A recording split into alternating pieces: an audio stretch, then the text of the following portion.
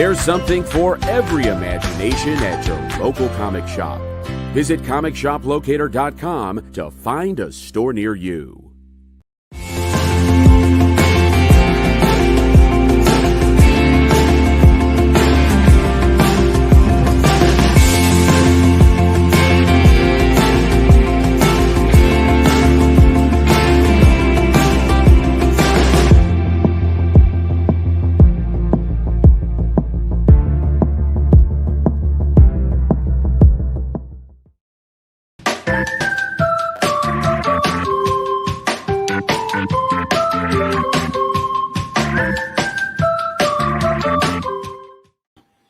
Hey, good afternoon, everybody, and welcome to the Dan Wickline Show. I am your host, Joe Mannix, and for some reason I keep hearing bells. That's a joke specifically for my friend Irene, who's a big Mannix fan. By the way, if you ever get a chance to watch Mannix, you're going to find out that the guy gets hit in the head constantly. I'm pretty convinced that seasons 2 through 7, or 2 through 8, are all figments of his imagination while the poor guy's in a coma. That's my belief. But, all right, we are going to get to our main topic today, but first, we got some news. I wanted to talk about the new rumors that are floating around out there that Marvel is currently planning a Daredevil soft reboot that would bring most of the original cast into the MCU with some minor changes to make it fit. Now, the idea of bringing Charlie Cox as Matt Murdock into the main universe has been talked about for a very long time. Even back when the series was on Netflix, but a falling out between Marvel Studios and Marvel Television kept the two from really working together. And then Kevin Feige ended up taking over everything, and Netflix pulled the plug on all of their Marvel properties because Disney was suddenly getting into streaming, and they didn't want to be like feeding into the Marvel universe. Anyway, it turns out that Daredevil ended, and it's kind of funny because Daredevil is probably the most popular series of all the ones on Netflix. Now, fans of the series immediately started a hashtag Save Daredevil, which hasn't reached the Restore the Snyderverse level, but it's been going strong for a while. And Feige originally talked about the Netflix series, saying how much he liked the performances of Cox, Vincent D'Onofrio, Kristen Ritter, and John Bernthal. But at that point, he had made no commitment to bringing those actors over to the studios, just that he was really impressed with their performances.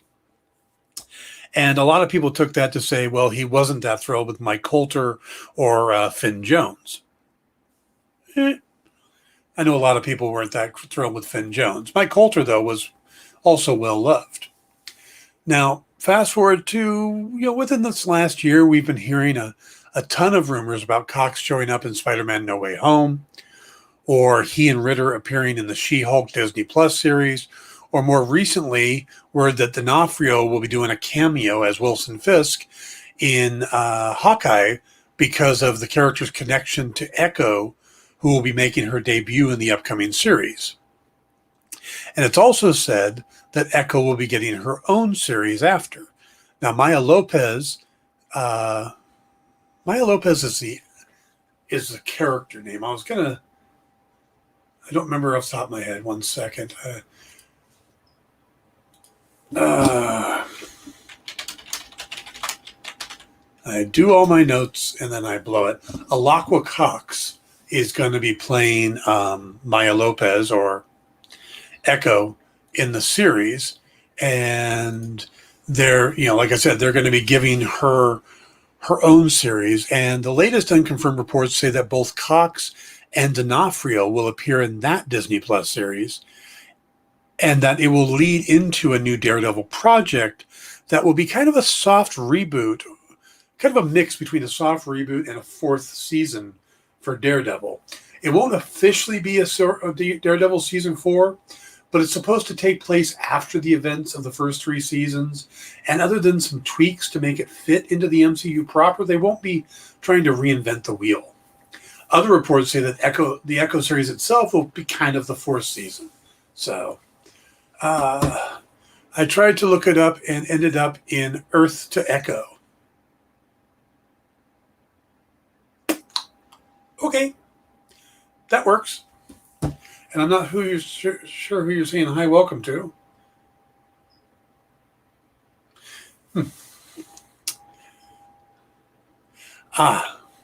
Okay.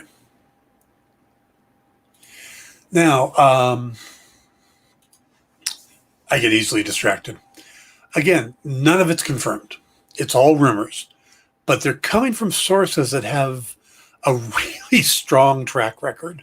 Also, if you go back to Cox's most recent non-denial, that he's in Spider-Man No Way Home, he said that his answer is no comment because he wouldn't want to piss off the higher-ups, to paraphrase. He doesn't want to piss off the higher-ups and screw up any projects for Marvel that might come his way. Now, the Daredevil series was, like I said, the most popular on the Netflix projects, and it would behoove Marvel to listen to the fans here and bring back these actors that all seem more than willing to suit up again. Cox, Ritter, Bernthal, and D'Onofrio are all on record saying they would gladly return to the roles. And with the upcoming multiverse storyline allowing the studio to correct any continuity issues that might occur from bringing them in, I can't see how this would be a bad idea. You know, bringing these characters that already have a popular following, especially if they're added to a new character series like Echo. I mean, it's a win-win if you think about it. If you can say, hey, we're doing this new Echo series, and it's going to have Charlie Cox's Daredevil, and it's going to have Vincent D'Onofrio's Kingpin, I think a lot of people would sign up to watch that, don't you? Don't you think that would get people's attention? You know? So, and that's probably why they're doing, you know, talking about bringing those characters into She-Hulk along with Tim Roth's Abomination. We got a little teaser of him in Shang-Chi. Now we're going to get him in She-Hulk. Mark Ruffalo is going to appear as Bruce Banner, but he kind of has to because She-Hulk's origin is tied to Bruce Banner. But it makes a lot of sense to bring these characters in. And with, you know, sometimes bringing the actors from the movies in, it gets difficult. But being able to bring these other television actors that are well established through the Netflix series, that makes a lot of sense. So hopefully that'll be the case, because I'm a big fan of the Daredevil series. I'm a big fan of Daredevil. He's my favorite Marvel character. So I really love Cox's performance. I love what they did with the series, and just going to go from there. But all right, now we're going to move on to a story coming out of the Hollywood Reporter, and it says Hollywood is not immune to COVID-19 vaccine controversy, and it's even popped up in the recent filming of Black Panther: Wakanda Forever. And according to the Hollywood Reporter, Letitia Wright has been espousing anti-vax views while on set in the Atlanta-based production. Now, the British actress quietly parted ways with her entire U.S. team of representatives back in last December after she got backlash from posting a controversial anti-vax video that also had some anti-trans material in it as well. And, you know, she's now deleted her Twitter account, but she still has these views according to this report, and she's doing it all on set. Now, Disney is going to be rolling out a new program on its production starting in mid-October that requires all personnel to have visible proof of vaccine status. They're going to have wristbands. Anybody who is fully vaccinated will have a wristband, and those who aren't won't, so that you could tell immediately who is and who isn't. Now, this will not affect anything already in production, like the Black Panther sequel. Now, I'm kind of curious. The thing here is that this controversy might work against Wright with her future in the MCU. While another studio under the Disney umbrella, Star Wars, they quickly got rid of Gina Carano for some of her social media posts. Marvel has continued to work with Wright, but with the fate of the franchise kind of in flux after the passing of Chadwick Boseman, it's unsure how they're going to move forward with it. In the comics, Wright's character of Shuri takes over the Black Panther mantle from T'Challa. Now, will they do that in the MCU? Or if they were thinking about that, will they be hesitant now with Wright taking on so much of a controversial stance? You know, we're going to have to see how that pans out, but I think it's going to work against her. And sometimes being political, it doesn't help you, you know? But we'll have to see. Michael Keaton appeared on The Late Show with Stephen Colbert last night. And while he did answer a couple questions about upcoming projects, like he confirmed that not only had he already filmed his scenes for The Flash, he's been in the Batsuit, and he said that it was actually the same size and dimensions as when he was younger, back in 1989. So that's actually pretty cool that he's still in the same shape he was, 42 years ago? But he did an amazing job of avoiding being asked any probing questions by spending both segments that he was on the show going on about really very silly things, like his walk around New York when he first got there, or being recognized even when he's wearing his mask. And then during the second segment, he went on this whole routine. Colbert asked him about, because he's a comedic actor, asked him who his influences were and stuff like that. And he started listing off like Young Frankenstein and some of these other comedic pieces. And then he got into this whole routine about Mike Pence, the former vice president, talking about how Pence had done some stand-up sets and how he works very blue, which, if you're not familiar with that term, means that he does a lot of adult material or cursing and stuff like that. Talking about how Pence can dance and rap, and he was a huge fan of the Wu-Tang Clan. All of it completely just made up BS. And I got to think other actors might want to take note here, because you can't spoil anything if you're spending the entire interview time just spouting nonsense. It's just the most amazing thing to watch. Just watch him just rattle off all this stuff that had nothing to do with anything real. So he ate up 2 segments on the show, and that was it. Never gave any insiders on, well, are you in Spider-Man No Way Home? Are you suiting up as the Vulture again? How much are you doing anything in the DC universe after the Flash? I mean, he couldn't even get asked those questions because he just killed the time, and it was kind of fascinating. So, yeah, like I said, Tom Holland should definitely watch that. All right, we are going to move on to our main topic, but before we do, I want to remind you guys that coming up after the show here, there is Comic Collectibles with Rex and John, and the voice behind the curtain. I'm not sure. Is that JD's the voice behind the curtain? Nick. Nick is the voice behind the curtain. Okay. So the voice behind the curtain, along with Rex and John, they've got some pretty cool books coming up, including a CGC graded 8.0 copy of Captain America number 100. And for those who don't know, issue 100 was actually the first issue of the Captain America ongoing series.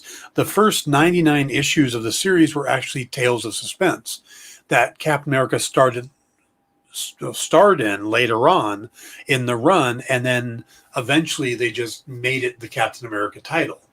So they did something like that with the Hulk. The Hulk had like a couple issues on his own, then he ended up being canceled, started up in Tales to Astonish, and eventually that became the Hulk series. So when you're picking up Captain America number 100, you're looking at the first issue of the first number 1 of Captain America, even though he appears in Tales of Suspense and the Avengers and stuff like that prior to that. So, all right. So stick around for Comic Collectibles with Rex and John and the voice behind the curtain. All right. We are going to talk today about Venom, Let There Be Carnage, the biggest movie of the weekend. And with the newest movie, Sony has wanted to expand on its Spider-Man franchise for decades, but every time they got close, the main series would falter. They're planning to build a Secret Six film out of the Amazing Spider-Man 2. JD and I were just talking about that. It kind of fell into ruins after the critic and fan response to Amazing Spider-Man 2 was horrible. The film didn't do well. So even though they were setting up the Rhino and they were setting up Vulture and all that stuff in the post-credit scene, it never happened. And they've been talking about it for a long time. They've been talking about doing Black and Silver, a story with Black Cat and Silver Sable. They've wanted to do just all these movies. And they really couldn't get anything going. Then they made the deal with Marvel to do the new Spider-Man stuff, introducing him in Civil War, then doing Spider-Man Homecoming, and that started building up again. Well, in 2018, they finally pushed ahead and cast Tom Hardy as Eddie Brock in Venom. And the film had a great opening. I don't know if Paul's going to see it or not, Brian. I tried to talk him into it. I told him, though, if he really doesn't want to, then I'll do a review on the show, and then, and he doesn't have to participate. But I'm hoping he does, because it's a fun movie. If you haven't seen it, you've already seen it, right, Brian? Yeah, I think you said during Pop Go the Writers that you'd already seen it. But so the film had a great opening for October. I mean, it pulled in $80 million in 2018, and on its opening weekend, brought in $213 million domestically. But the bulk of the money came from overseas, where it pulled in another $642 million internationally.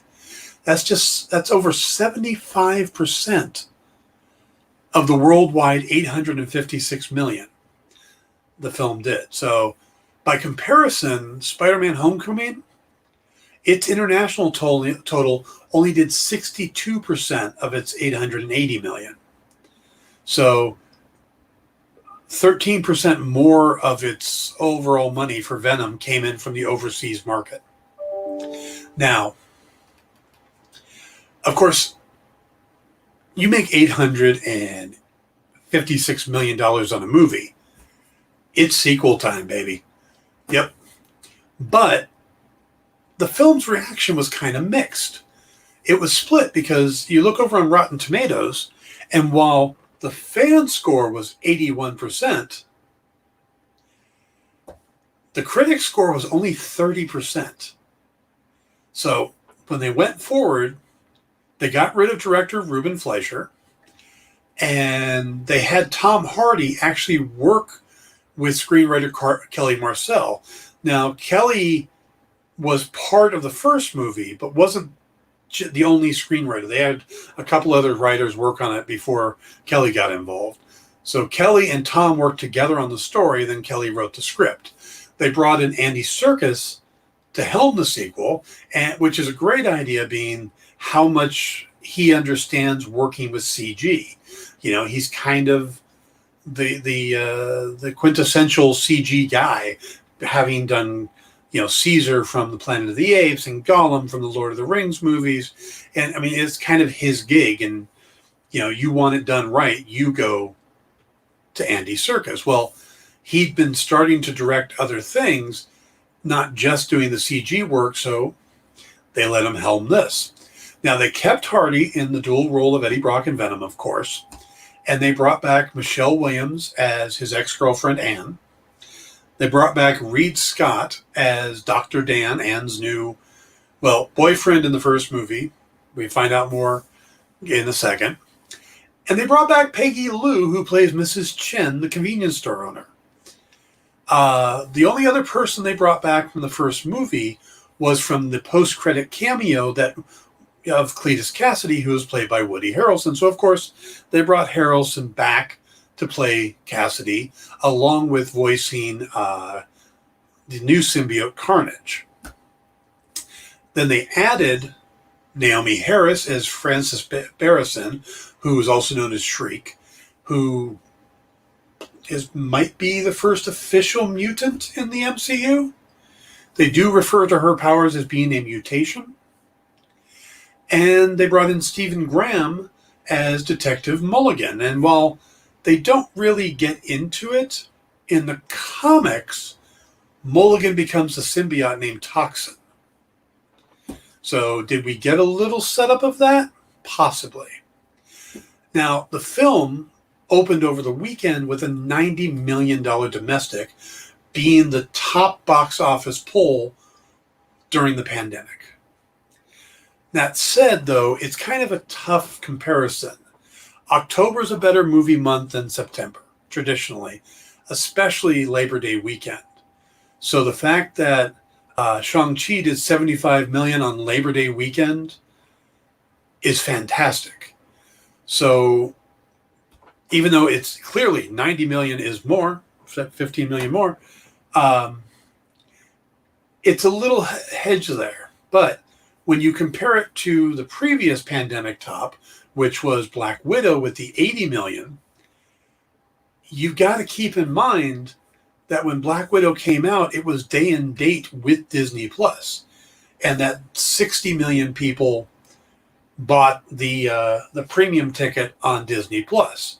So Venom is the top of the box office during the pandemic with 90 million, but it's only 10 million more than Black Widow, which opened day and date. So how much more would have Black Widow done had there not been a Disney Plus co-premiere?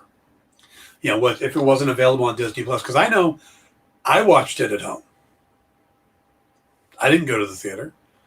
Mind you, once I bought it, I watched it like 3-4 times. And now it's back on Disney Plus as of today. So if you haven't seen Black Widow yet, it's back on Disney Plus now for, just your basic subscription price. You don't have to pay extra. So 90 million, though, is a great opening. Sony's probably very proud. But the better news is the scores on Rotten Tomato.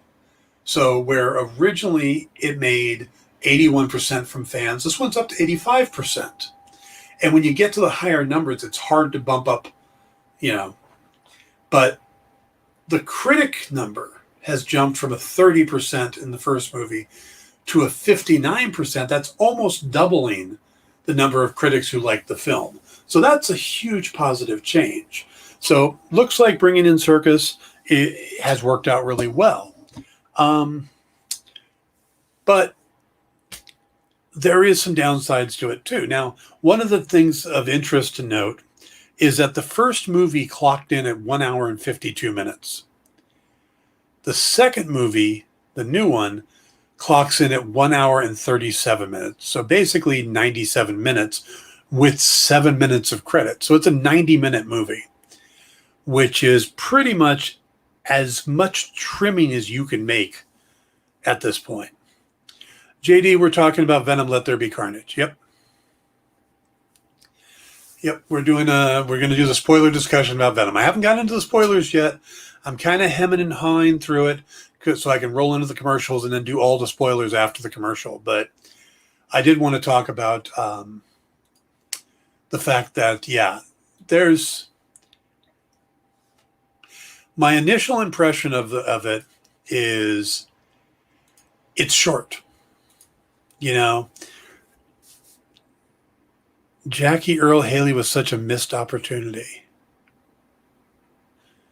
Was he up to play Venom? That would have been a weird casting.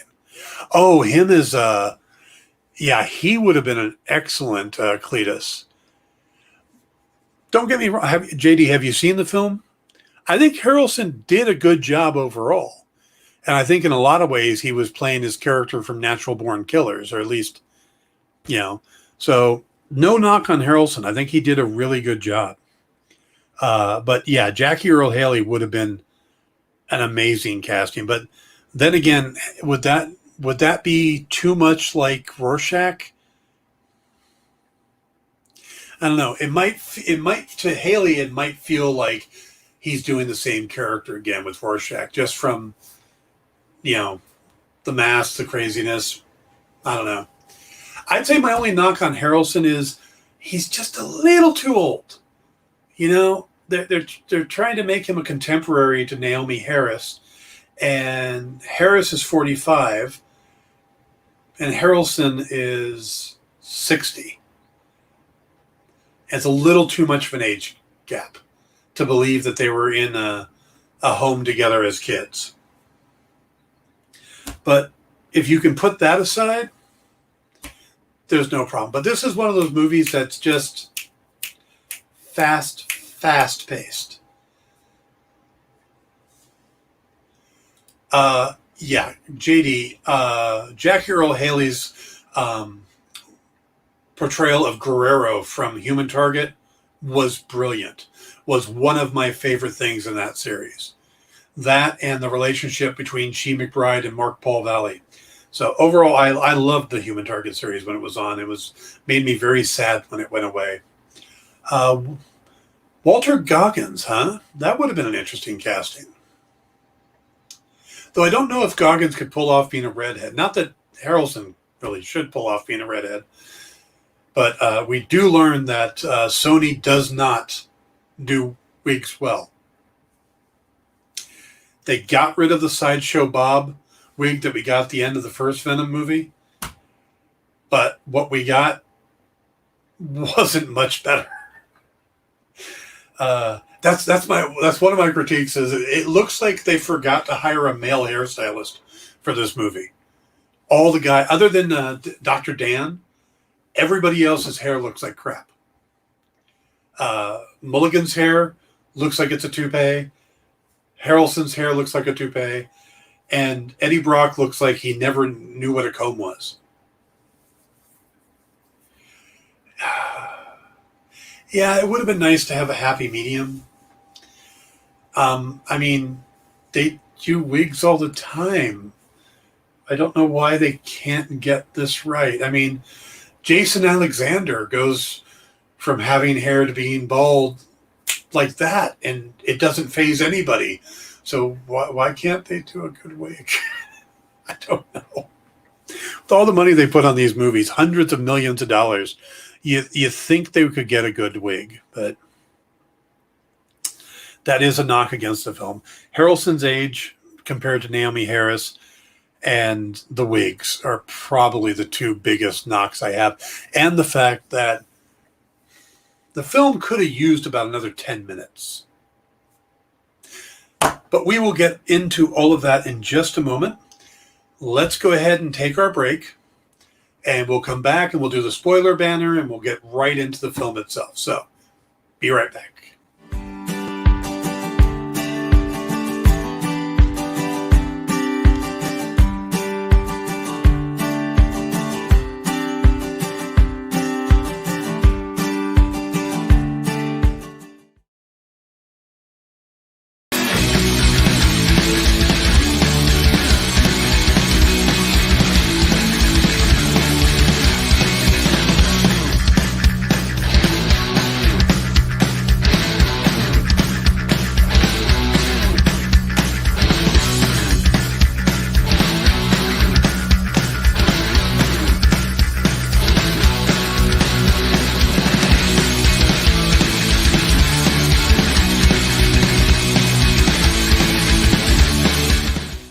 To be continued.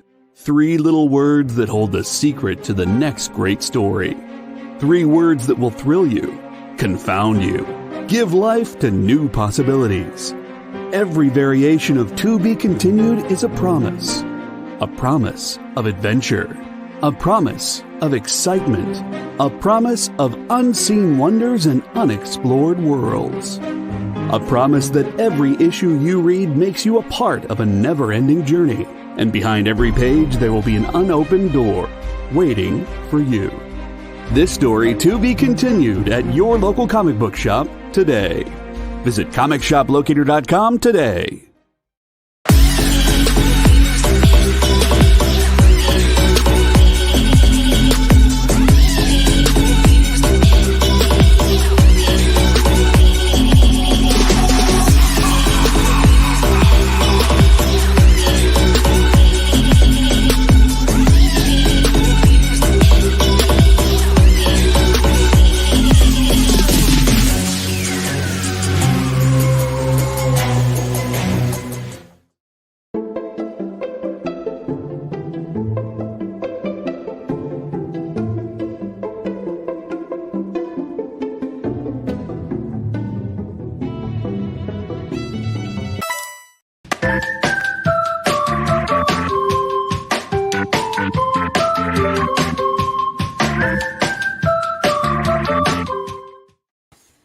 Hey, welcome back to the Dan Wickline Show. We are talking about Venom, Let There Be Carnage.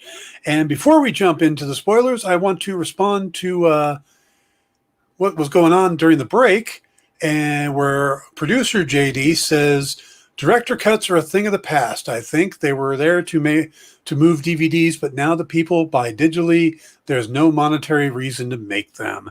And I am going to fully disagree with you there, JD.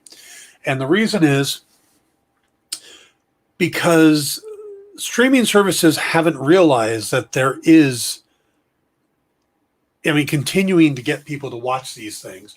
So being able to come back months later and say, oh, we've got a director's cut. The ultimate one is Justice League. The Justice League's director's cut, the Snyder cut, that put a lot of people onto HBO Max in the first place.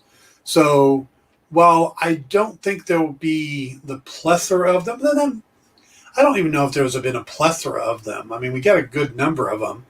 I still think the Daredevil director's cut makes it a much better movie than the original Daredevil movie. But overall, director's cuts usually just add a little bit. But I think that you'll start seeing stuff like a director's cut going to on demand, and so that they could kind of eke a little more money out of it. While a lot of guys, a lot of people have stopped buying Medium, I still do. This is just got this. I still buy a Medium, and because there's a thought there that you have to stay connected to that stuff, and there's still people go, well, what happens if the internet's out? I'd love if someone digitally removed Affleck and put Charlie Cox in the movie. Please, Dan, call someone to make it happen. JD, if I could make that kind of call, I would have had them remove the teeter-totter scene long time ago. I think if you remove the teeter-totter scene from the director's cut, you've got a decent movie. But that's just me. So no, I don't think Medium is going to be, I don't think buying the stuff is going to completely go away. I think that it'll start picking back up, just like vinyl's coming back, People want to have some of the stuff. Will it be as popular as it was? No. With streaming services, a lot of the casual people, but there are still collectors out there who are going to want these things. And I think director's cuts will be what fuels that. You'll still be able to get the director's cut on the DVDs and stuff, and the behind the scenes stuff. And there's things on the Black Widow Blu-ray here that I haven't seen on Disney Plus yet. Some deleted scenes, a gag reel, some behind the scenes stuff. That's why I buy these things. So producer JD says, I want an Olsen's Standard Book of British Birds without the gannet. I don't like them. They wet their nests.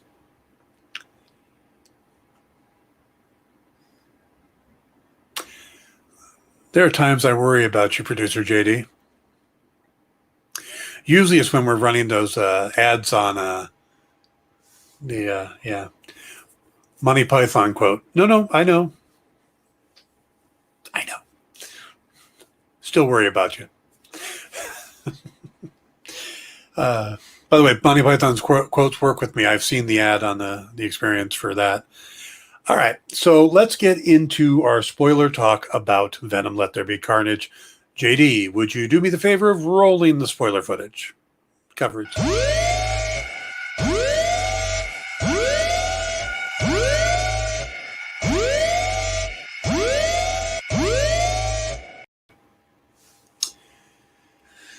And the spoiler thing? Do we have that? Because I always love that right over here. There we go. That's the best part of the job, doing spoilers. All right, so one of the things I really liked about this movie, and it's going to sound contradictory to the fact that I wish the movie was longer, is that they don't really take a lot of time to explain things. They expect the audience to pay attention. They expect the audience to follow along and to get it. And most of the time, I don't see a problem with that.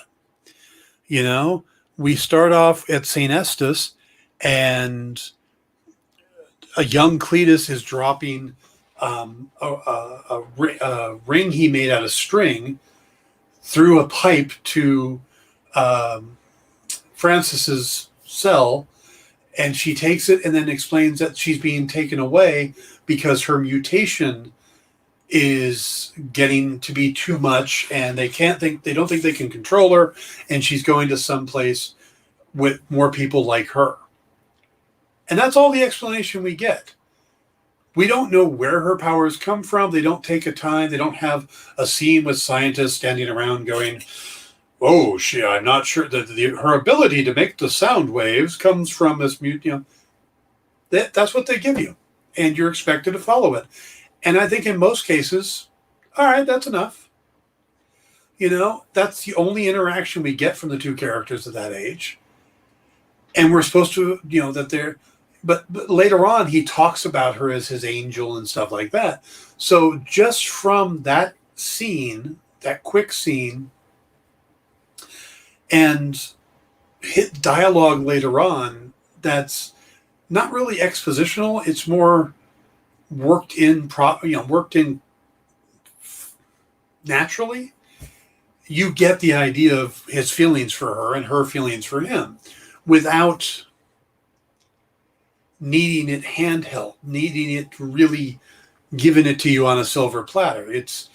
That's the thing, is they expect the audience to be intelligent, and it works. It comes out quickly. So they cut down a lot of time there.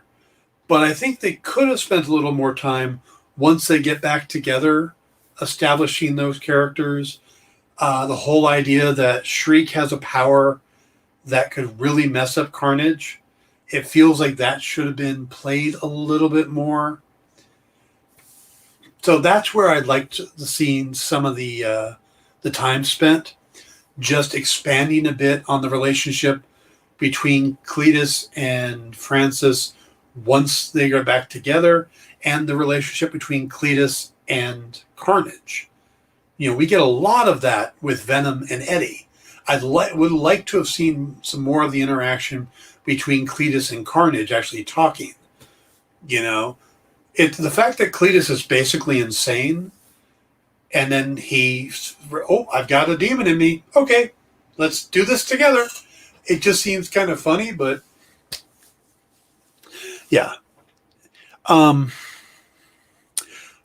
Something that did, and part of, I don't love the movie. I liked it. I don't love it. And I think one of the things that turned me off in the beginning, and this is going to be very weird because it's very situational. This is not something that's going to affect the majority of moviegoers. But about 2 weeks ago, maybe 3 weeks ago, maybe a little longer, I saw the movie Malignant. And I didn't like it. And Malignant is a very divisive film. people either love it or they hate it. You know, either you get that it's a Dario Argento homage, it's a giallo or whatever they call it, you know, film, and it's supposed to be all these weird things. And I keep seeing people coming out just absolutely in love with the movie. Stephen King thought it was great, you know, stuff like that. I walked out of that movie thinking that it was laughable. Not funny, laughable. The plot and stuff like that. There were moments in it that were just so unbelievably silly. But the opening of Malignant is this basically creature character type thing, killer in an asylum. And they're trying to remove, I don't want to get into spoiling that as well, but there was a lot of similar feel to the opening in St. Estes and the opening in Malignant.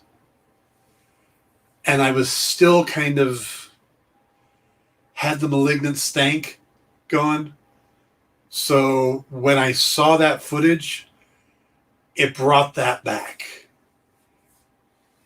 So that's not fair to the Venom movie, because it was a fine scene.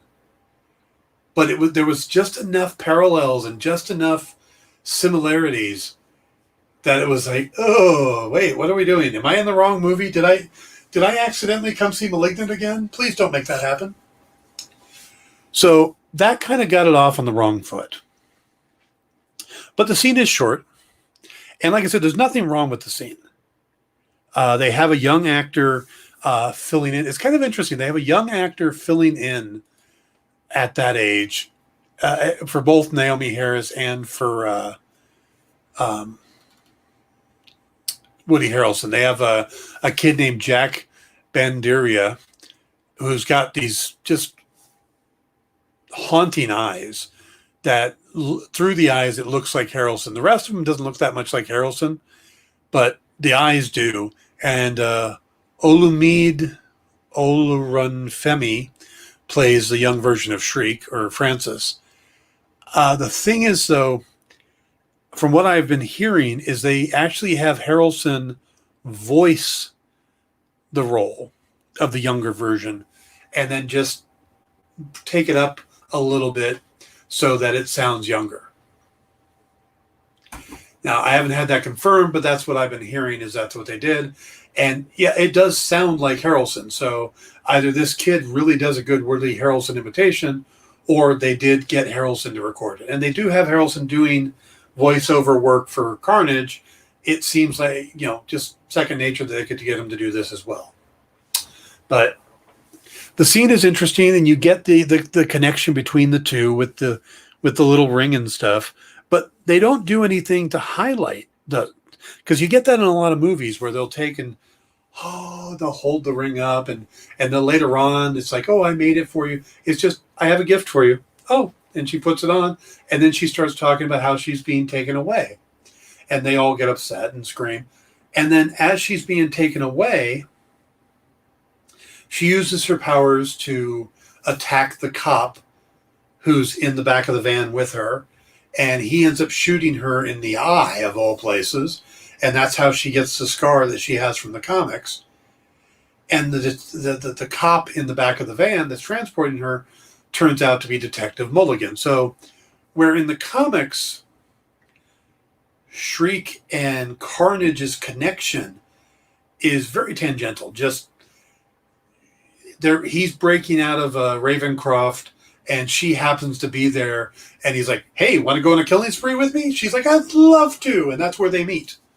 This actually establishes a connection and, you know, basically gives them that natural born killers connection, you know, which is what I think they were trying to do. They were trying to make a natural born killers inside of here. And it had the, you know, I'm surprised they didn't get Juliette Lewis to play, I believe that's who played opposite of Harrelson in Natural Born Killers, but it would have been interesting to see, you know, actually use the same two actresses. But yeah, so the opening is interesting. And then we get, it's a very strange 3-act setup, because the first one we establish that, but we don't really give us a big Venom action scene in the beginning. You know, it's more they really don't. That's another place they could have used. If we would have seen Venom stopping a bank robbery, stopping some kind of action thing, we don't. We go straight into his relationship dynamic with Eddie, and that's played up huge. There's this very odd couple, 7-year itch type of relationship between the two, and we find out that Anne is getting married, that Dr. Dan has proposed, and with a bigger ring than, of course, than Eddie had originally used. And Venom seems almost as upset, if not more upset, than Eddie is about it. But both are upset. And Venom even goes out of his way to try to... The whole breakfast scene we see in the trailers is Venom making breakfast to try to cheer Eddie up after finding out that Anne's getting married. And it's a kind of a cute scene, but it's also a little over the top. Venom singing, let's call the whole thing off, or, you know, you say tomato and I say tomato. Yeah. But it's interesting because in the scene, he's very sloppy. He's throwing things all around the place. Later on, Eddie goes to see Cletus, who requests him to come.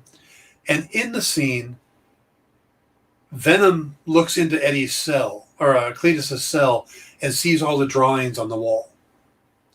Then they go back to Eddie's place, and he draws it all out in perfect precision. Quickly, too. Just done. Takes over Eddie's hands and draws all this stuff out. And in doing so, he's able to locate the rest of the bodies of the victims that Cletus killed. Of course, this puts him back on top. It gets him, you know, back to where he had been as a reporter. But, and in doing so, pisses off Cletus, because Cletus was going to string it out. Then, immediately after finding all the bodies, Cletus is sentenced to death, and he sends a postcard to Eddie inviting him to the execution, and that's when they get into it. Basically, Cletus is bad-mouthing Eddie, and Eddie's not doing anything about it, but Venom gets upset and attacks Cletus for basically going off on Eddie, which shows this relationship growing, that Venom is very connected to Eddie. And Eddie isn't that connected to Venom at this point. You know, Eddie would be happy to be without Venom. Venom is very attached to Eddie, which is kind of a weird relationship dynamic.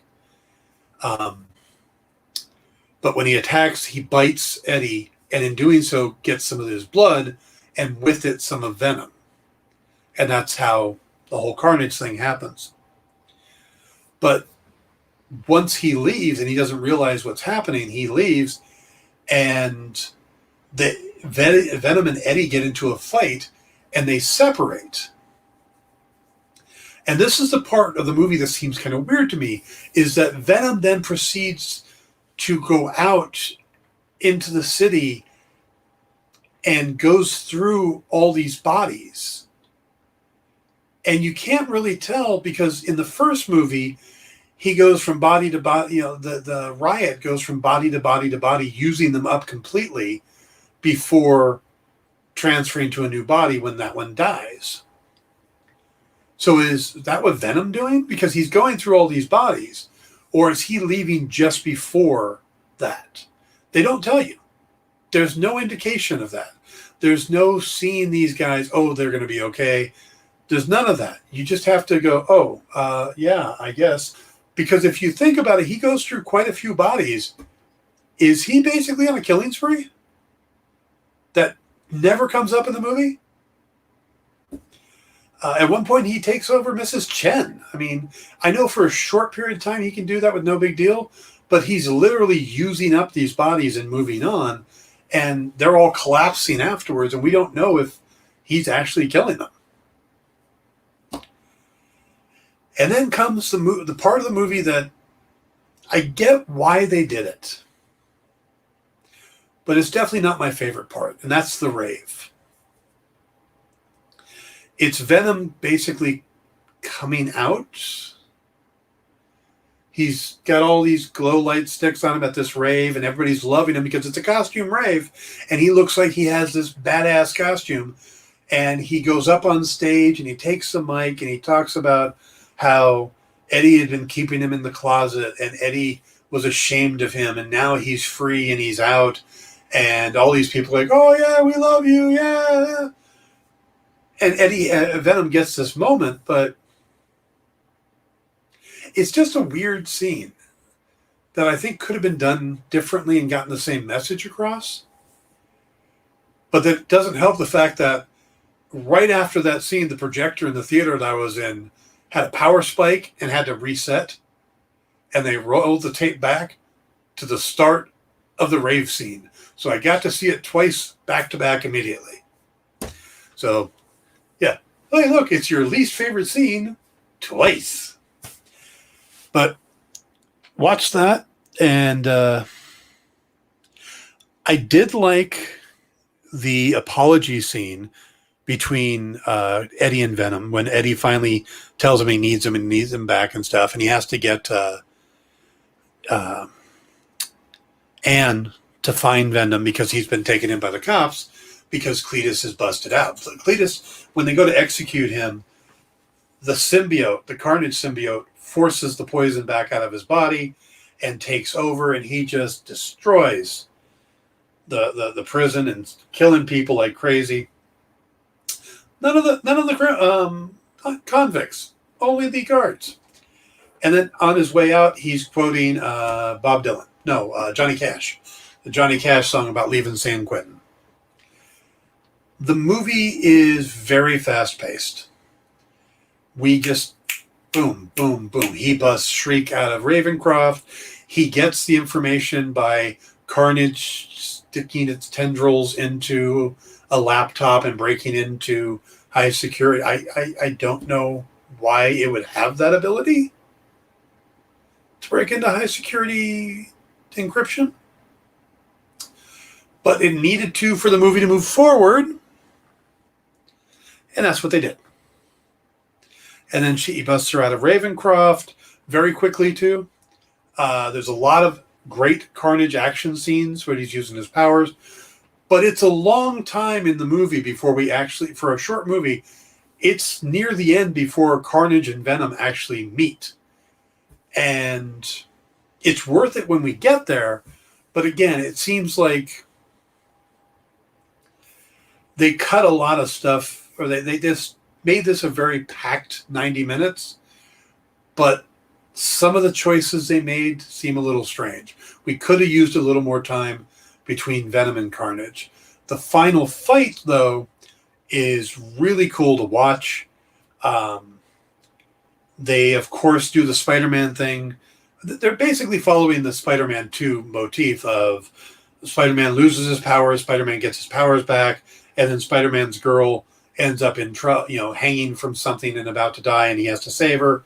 We get all that. But in this case, Dan, who they never make out to be a jerk in any of these movies. So there's no point that we go, oh, she should leave Dan and go back to Eddie. No, Eddie's the jerk. She should definitely stay with Dan. But in this case, Dan tells Eddie where she is, gets them to go help, and then follows. Yes, also the Superman 2 format. You're right. Follows and gets into the fight, bringing gasoline and a torch so he could attack Carnage. Just normal, everyday doctor guy is jumping into the battle with the symbiotes because the woman he loves in danger. Dan is as much a hero in this, probably more so than Eddie Brock is. Eddie Brock wants nothing to do with this. Carnage wants to be the lethal protector. He even uses that term. Dr. Dan is the hero. Eddie doesn't want anything to do with it. Now, I need to speed up here. We're starting to run out of time. But the finale is interesting because I didn't think they would kill off Carnage. And maybe he's not dead. Maybe he can come back, being that it's more of a blood connection with Cletus, and he did eat Carnage. Venom did eat Carnage, so maybe he come back, or maybe there's enough of him somewhere. Mulligan gets into the fight, gets beaten up by Shriek.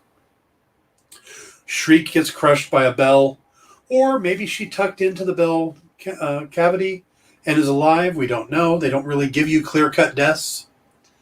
But Mulligan looks like he's affected at the end of it. His eyes have glazed over, and he's talking about